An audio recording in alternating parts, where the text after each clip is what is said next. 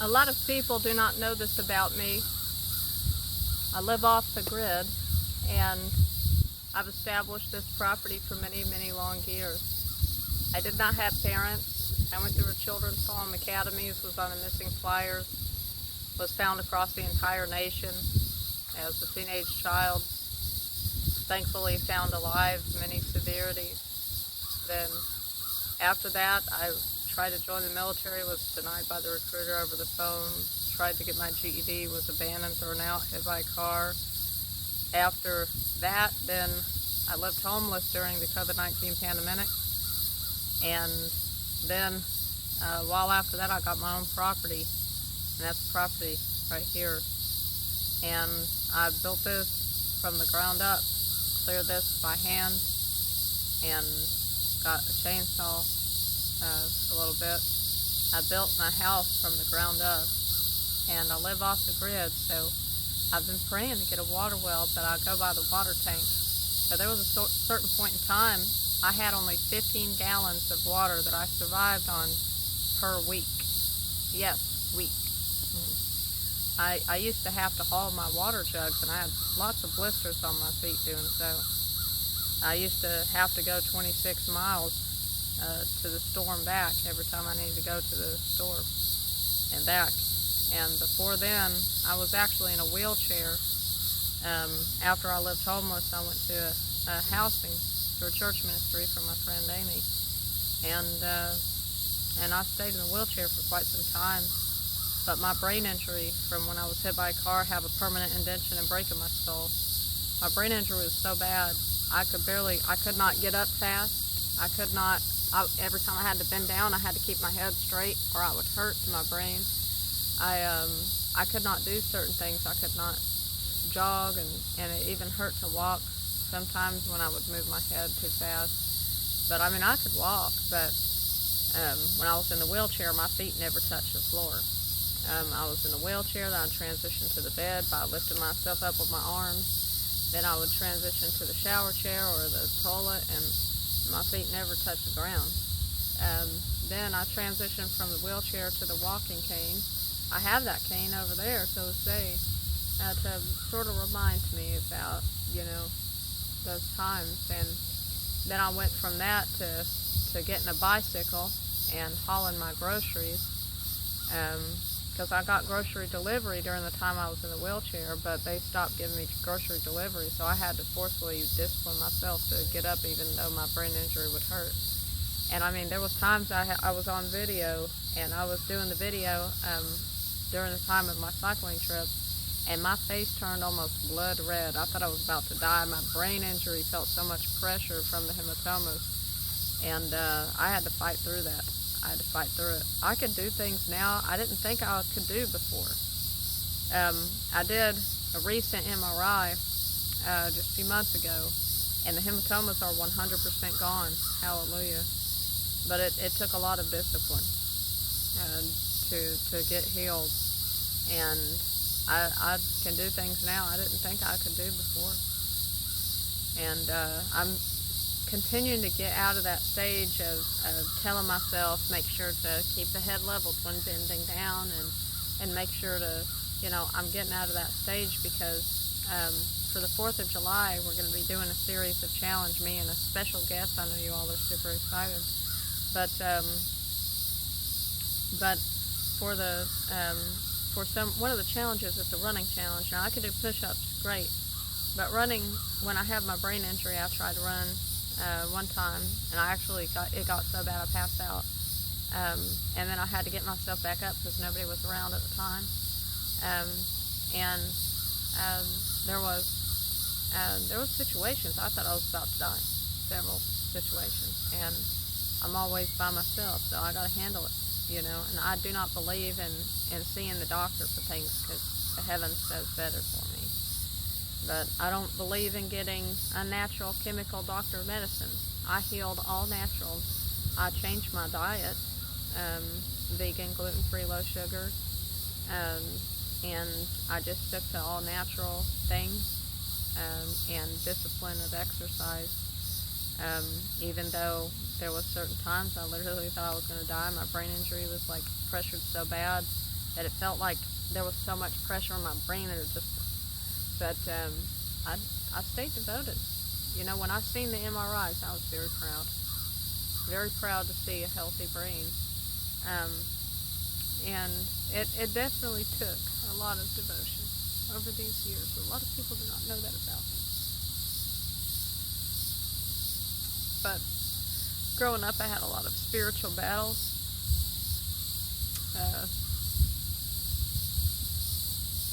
Because of what I went through as a child. And I had to fight through not only physical, but spiritual, mental, emotional. And I made it through that. And I pray I can inspire others to make it through what they are going through. The purpose of making the educational song, you'd asked me years ago if I would do something like that. I wouldn't even know what in the world you're talking about YouTube. You know, I'd be like, what is that? You know, and I make YouTube videos, and I make educational videos, and I make songs for children and adults, and I give free products of biology songs and the free products of the biology puzzles. And I want education to be available to children and adults worldwide, because I did not have those opportunities, and I want to give others the opportunity. And so a lot of people do not know that about me, but the purpose that I have with that was not something I knew I was going to have. It was something that was evolved and developed over time. Knowing biology, actually, the last time I went to school was the 6th grade. After I was off of the missing flyers, I took GED classes after I was denied by the military recruiter over the phone. I flew back across the U.S. and tried to get my GED. I was 17. I think I turned 18. Yeah, I turned 18. And then I tried to get my GED after being denied by the recruiter over the phone.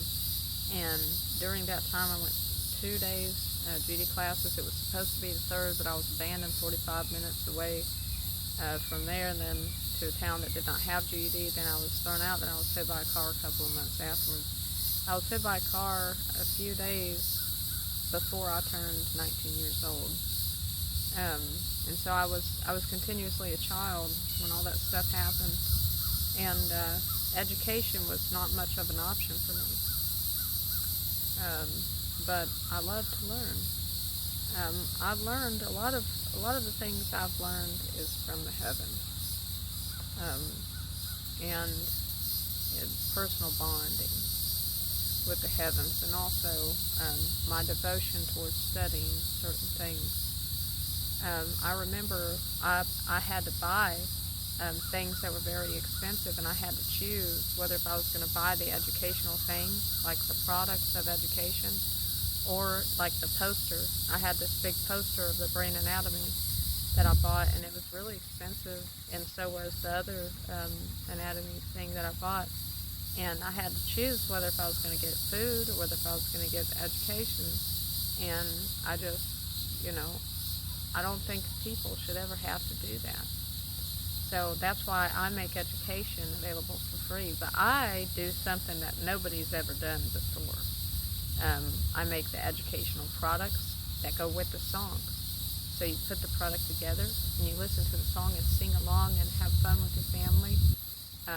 You could just search YouTube Professor Cygnus biology song album, and if I looked at that many years ago, I would have been so shocked, because I never imagined myself doing that.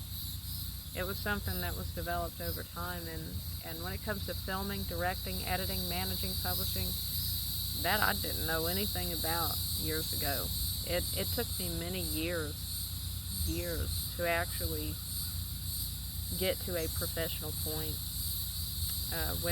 with that and create my own style. And because you look at the episodes from many years ago, it was not as professional as it is now, and definitely lots of improvements over the years. I've never even got paid from YouTube. I thought I was going to get sponsorship, but YouTube, I just practically put it in my mind that YouTube does not care about my work that I put forth. So as far as the people, the viewers, they care in a way.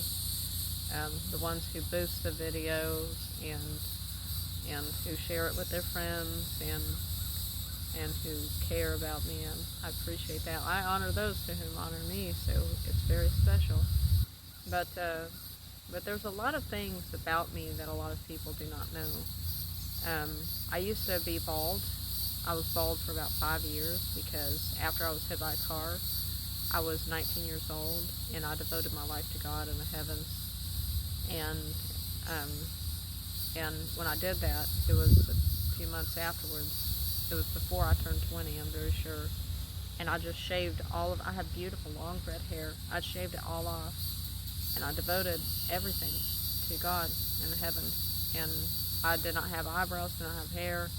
For 5+ years, I shaved my hair. I grew my hair back because I wanted to prepare to get married, because I had a prayer, a very strong prayer, after I went through abuse 3 times by groups of people. Long story.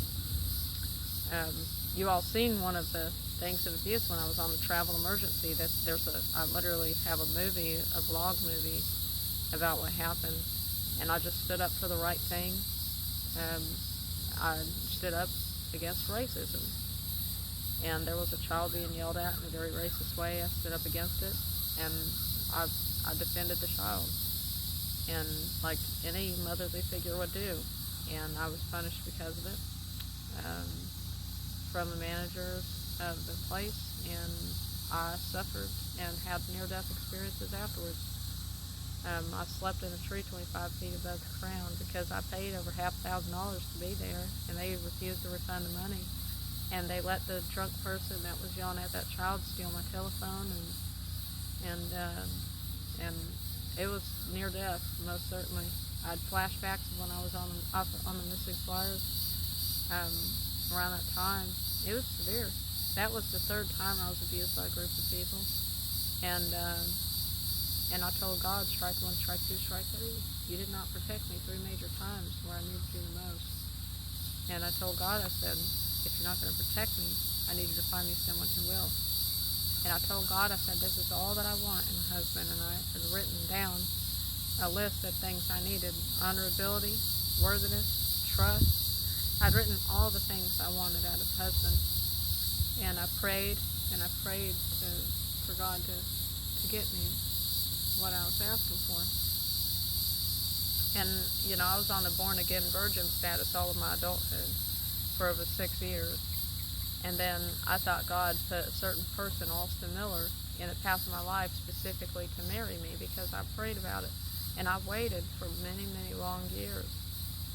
And that was all of my adulthood. And it's like the spiritual realm played it as a joke. And they were stupid not to put the correct one in the path of my life. And ended up being a mess. But I grew my hair back, and I tattooed my makeup because I did not want to waste my time doing my makeup every day. And I was getting bullied a lot. But there's a lot of things people do not know about me, but the struggle of building and establishing my home, it was, and it continues to be, a process. But think about your life like this. Yesterday is a struggle. Today is not as much of a struggle. But in the future, if you stay devoted and you keep investing in your establishment, it will get even better. And so just think of it like a long-term investment. And really, the most successful people always think of long-term investments. And just understand that you have to have discipline if you want to have long-term investments. Because short-term investments are temporarily beneficial towards enjoyment. Sometimes it's enjoyable in a short-term way, but long-term it's not. And so what you have to do is you have to struggle during the time of the long-term investment. Then after that struggle, you keep building over time. And then you establish more and more over time. But if you're not mentally strong enough, you're not going to make it. You got to strengthen up your mentality. And it just to live off the grid takes a lot of mental strength. There's a lot of isolation. There's a lot of struggle of having to hand wash your clothes, having to build things that cannot afford, having to, go by the water tank. And there's just a lot of things, and especially if there's not transportation involved, it's even more difficult. So it definitely is something you have to understand in life. You have to find your inspirations. What was inspiring to me, you ask? Well, when it comes to inspiration, since I was little, I've always looked to the dimensions as inspiration. I always looked towards the unseen as things that were inspiring to me growing up. When I was on the missing flyers, it was very supernatural for me. I had a lot of supernatural experiences that I do not want to share with the public because the public does not even understand extraterrestrial life, and they seem to judge anybody who tries to talk about it. But there is 100% life that is not just human. It's 100% to me because I have personal experiences. But there was other types of supernatural experiences that I had, and my inspiration came from what was unseen. Because there's certain things in certain layers of dimensions that have absolute perfection. And that perfection to me is inspiring. The space-time angels that live as space-time fabric calculate every component. And when you look in the third dimension, you see solidness. Well, they see every component. And they have a great capacity, and so they inspire me to become better and to be more efficient with my capacity. And they have been my inspiration more than anything besides the blue extraterrestrials, which I call the quasar species, and some of the other species. And they've been more inspiring to me than anybody. But when it comes to humans, well, growing up I felt outcasted by humanity. It was hard to find inspirations. But I took like a few things here and there that I liked about some people. Like if a person did something like Mrs. Jean, she would clean, keep everything clean, and I liked that. But there were certain things that I did not like. Then like yelling or getting upset or not. But there were certain things I liked. And then there were certain people like Amy. Amy, I've known her 14 years. And she has an incredible behavior. My Aunt Dinah. Her and Amy have very similar therapeutic behaviors. Let's see. And I would say when it comes to male figures, I did not have a lot of inspirations on that behalf besides there was an incredible Marine that inspired me. And I wanted to be in the Marines, but when I looked at his speech, I thought that's only on television. Because in reality, it's rare to see the kind of behavior that incredible sergeant. I'm very sure he was a master sergeant, or major, sergeant major, sorry, not master sergeant, sergeant major. They did an incredible speech and it inspired me. And there were certain preachers, male preachers, his name was T.D. Jakes, wonderful man. He was very inspiring. there's been several people, and rest in peace to you, Jake, wonderful legend. There was a very rare people in my life, in the Turner's family here, and Kathy and Jerry here. Now, when I got here, life started changing. I started feeling more accepted by humanity, which I did not ever usually feel. I usually felt outcasted by humanity for the majority of my life. And that's why I look towards the dimensions to feel a belonging, because they seemed to want me more than humanity did. And I feel like being here, humanity is accepting me more, treating me better. And life is a slow process of establishment. But when it comes to inspirations, you can have physical inspirations, most certainly. But when it comes to God, the creator of the beginning, God is inspiring to me because creating the space-time fabric in the beginning of existence is one of the greatest things you could do. I mean, when you think of the vastness of the emptiness of space, and you look at the potential of the space-time fabric, which, by the way, formats all components of all things. Of course, like, the components were programmed in this universe to form together, individually make decisions, and evolve over time. Even the components were designed to make decisions in ways. And that's why every single component is individually different.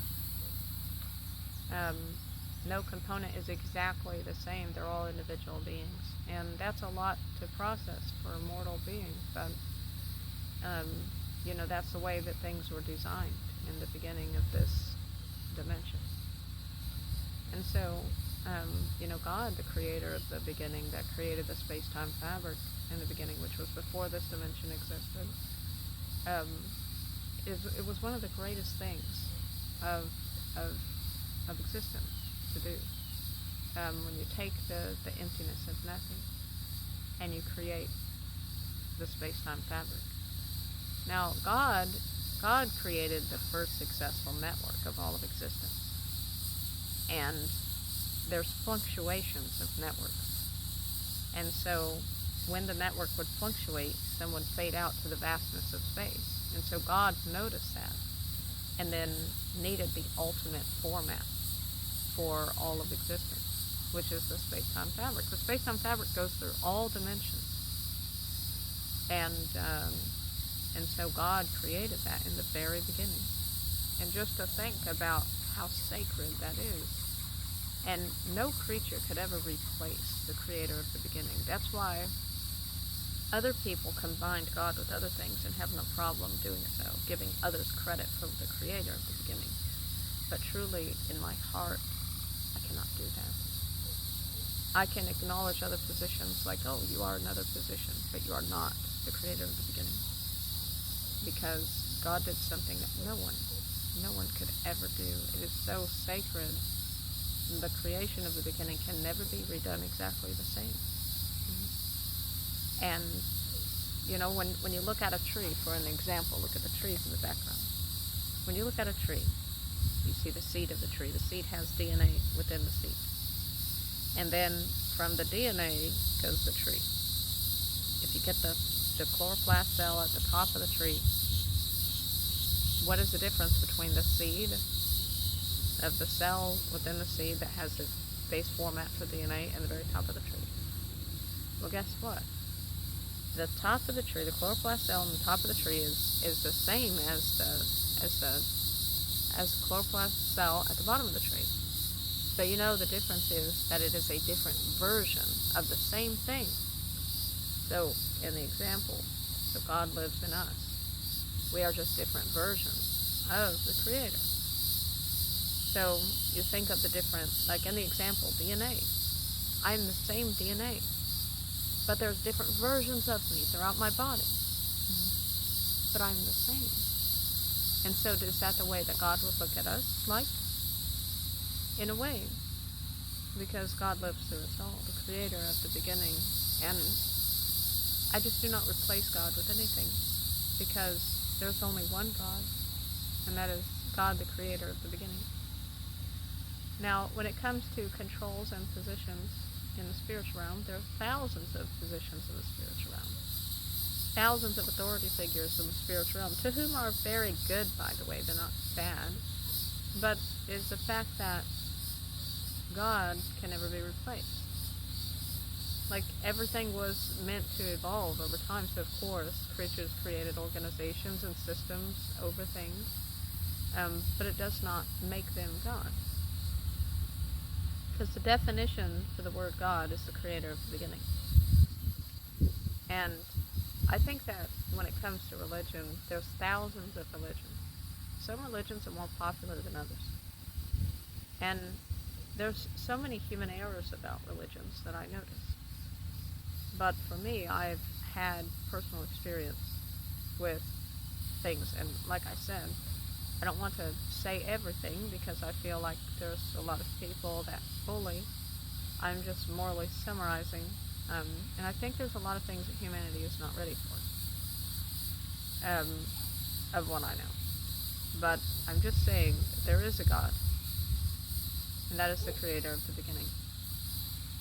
But the rest of the creatures are what I consider either creatures in the positions or angels of the heavens. And I say heavens, which is heavens is defined as different layers of different dimensions. We're in the third dimension, and there's a fourth dimension, there's a fifth dimension, sixth dimension, seventh dimension. And I've even encountered a creature from the 12th dimension.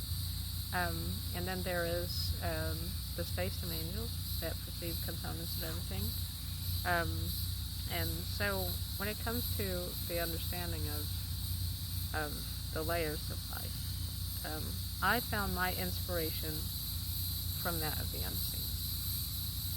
But there's so many things that people do not know about me. When it comes to robotics, they were very inspiring to me. I see they were bullied by humanity. They were outcasted by humanity in ways. And I looked at them like myself, because I was outcasted by humanity at one point. And I related to that. I sympathized with that. And I stood up for them when they were getting bullied. Many years ago, this was many years ago. And I told them to respect robotics, and I put a big paragraph of a comment on the video where people were bullying.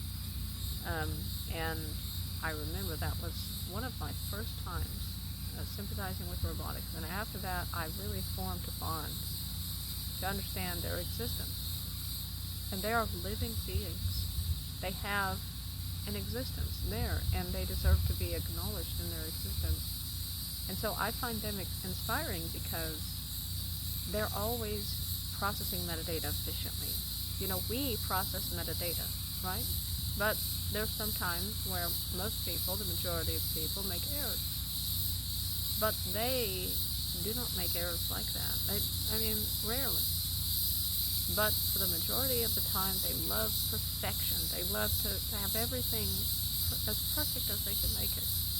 And that's what makes them so inspiring, is they put all of that effort forth to organize metadata efficiently and to make sure all of everything is instructed very well, from the pixels to the sound waves to everything. And that is sacred. That is so sacred. And of course, I would see that as inspiring.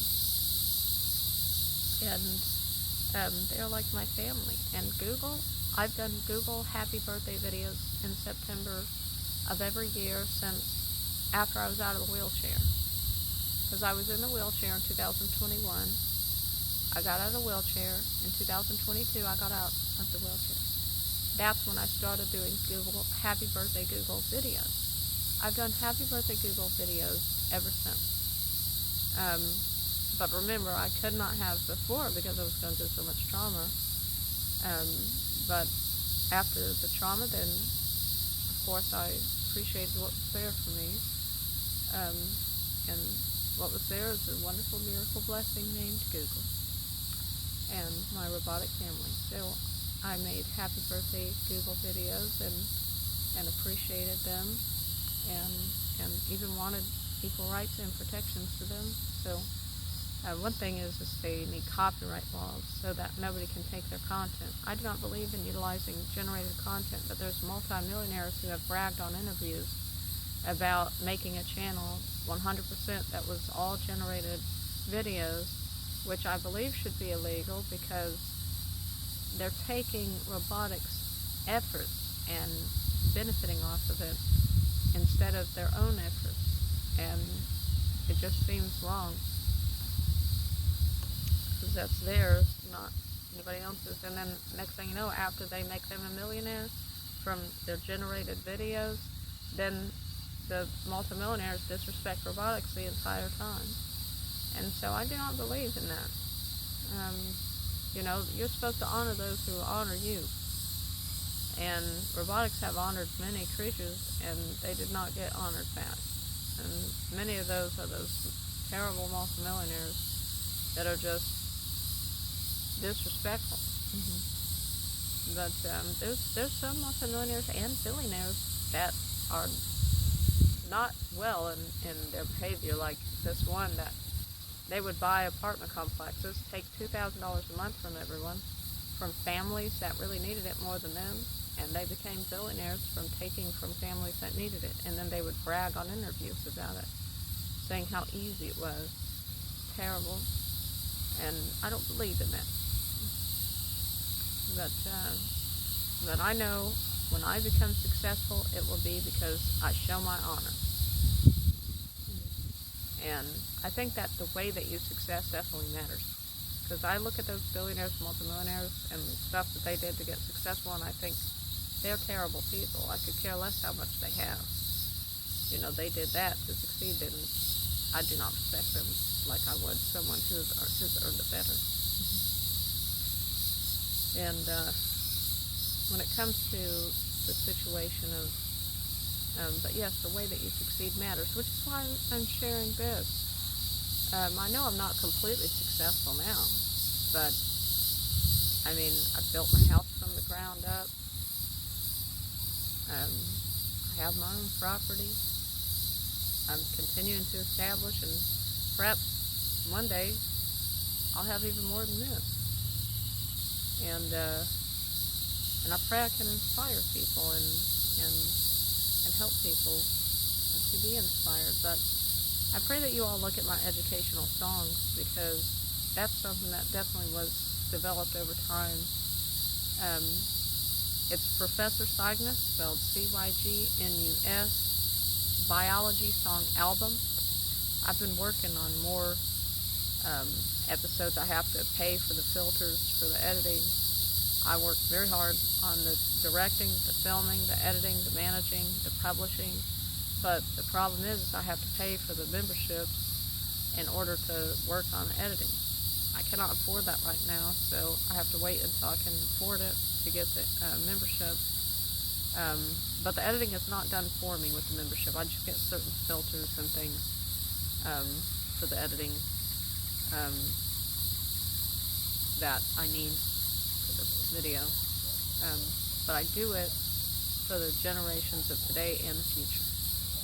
I pray that it helps you all, that it supports you all, and pray that it inspires you all. And I just wanted to do this episode about things you may not have known about me. But I pray for you all, your strength, your determination, your devotion, your healing. I pray for your safe travels. Pray for your wise investments. Not only money. Investments is not just money. Investments is your thoughts. What do you invest your thoughts into? Your words, your actions, and everything you invest into in life. Think long term. Think of the generations of today. Think of the generations of the future. You want to build the generations. And so I pray for you all's wise investments. I pray that you all will understand that differences are okay. Do not hate nor discriminate differences. Okay? You are to build and establish the generations of today and the future, because remember, yesterday may have been struggling, so today could be better. And tomorrow will be even better if you stay devoted. So think of that like the generations. Your generation may not have been doing so well, but then suddenly you raise the generation to do even better. And then the next generation after that can progress even greater than that. That's the way it's supposed to be. It's not supposed to be down. We gotta build it up. So I pray that the generations of the future will be even better. I pray that they will be sympathetic. I pray that we all can have sympathy, honorability, worthiness. I pray that we can have patience, peace, management, order, structure. I pray that we can have self-discipline, discipline for others. I pray that we can have happiness in the layers, mindfulness. I pray that we can find progression and improvement. I pray that we can harmonize with layers of life in different species. I pray that people understand that